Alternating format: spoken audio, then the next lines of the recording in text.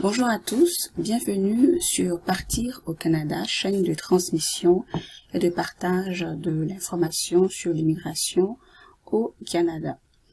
Aujourd'hui sera question du programme de mobilité internationale plus, programme qui a été mis en place par le gouvernement du Québec et du Canada il y a quelques semaines en vue de faciliter l'arrivée de travailleurs étrangers temporaires en facilitant les délais.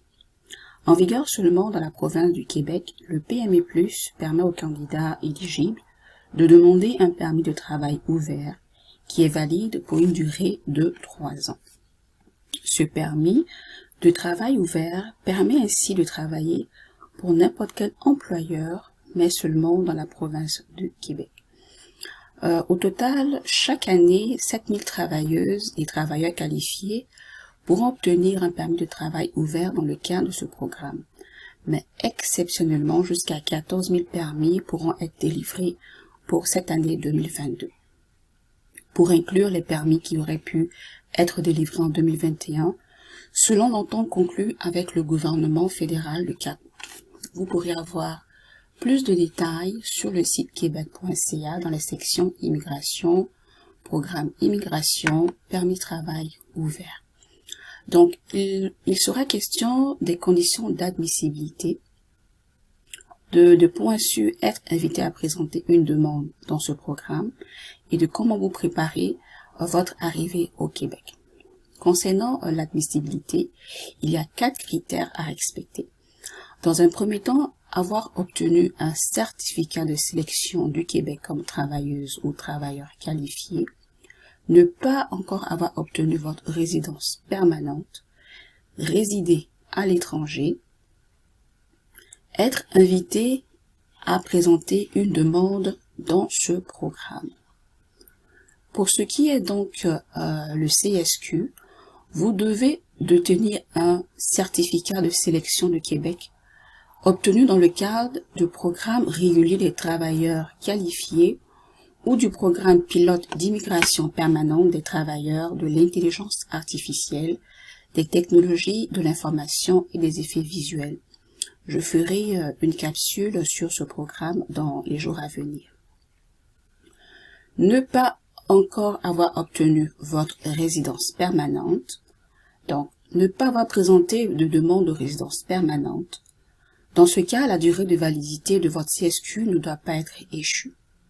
Avoir présenté une demande de résidence permanente, mais ne pas avoir encore obtenu de décision. Vous devez résider à l'étranger.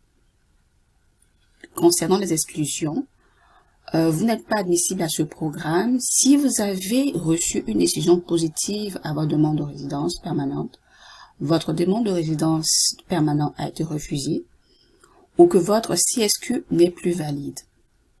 Concernant votre conjoint ou conjointe qui vous accompagne, si vous êtes admissible, votre époux ou épouse, conjoint ou conjoint de fait peuvent également obtenir un permis de travail ouvert d'une durée maximale de 3 ans à titre d'époux ou conjoint accompagnateur d'un travailleur étranger temporaire.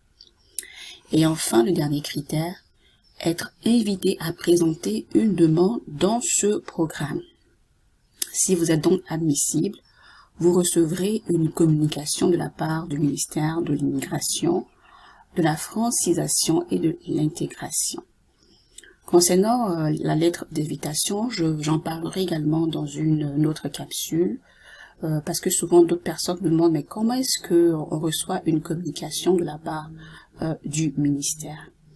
Donc voilà un peu pour ce qui concerne ce programme dont le traitement est assez de courte durée. Il peut aller de 10 jours à un peu plus parce que présentement, en raison de la COVID, le gouvernement précise que le délai peut aller au-delà de 10 jours.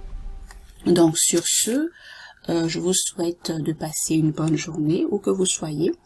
Prenez bien soin de vous et je termine toujours par une pensée qui dit « Les projets de l'homme diligent ne mènent qu'à l'abondance, mais celui qui agit avec précipitation n'arrive qu'à la disette. » Bye bye.